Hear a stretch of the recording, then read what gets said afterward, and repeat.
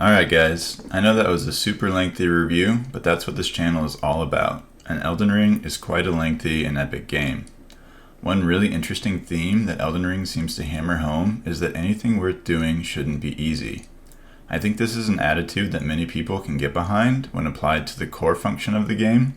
For example, I don't think anyone would argue that winning a race in Gran Turismo should be easy. Elden Ring, however, pushes that mentality far further than most and seems to insist most elements of the game shouldn't be easy either. For example, it shouldn't be easy to figure out the best way to level your character.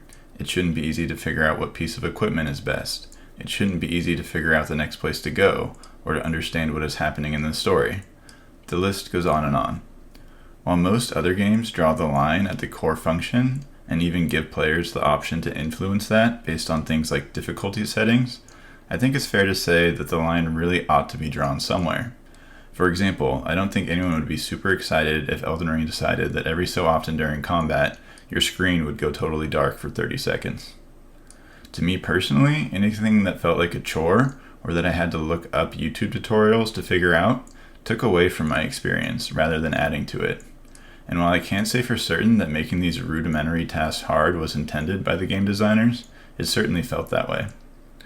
With all that being said, I think anyone who wouldn't give this game a solid score is being disingenuous, because despite its shortcomings in story plot, menus, and some elements of leveling, the game honestly gets by on its gameplay, visuals, and combat system alone.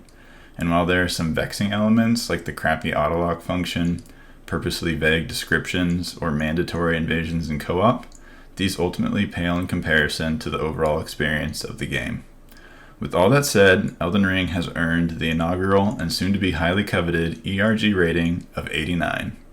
While a bit lower than the consensus, I feel this rating fairly captures everything the game excels at, while holding it to account for the misses. Do let me know what you think in the comments below, and feel free to recommend the next game deserving an ERG rating. Last but not least, do please like and subscribe if you found this review enjoyable and would like to support me creating additional content. Thank you all so much, and I hope to see you again soon.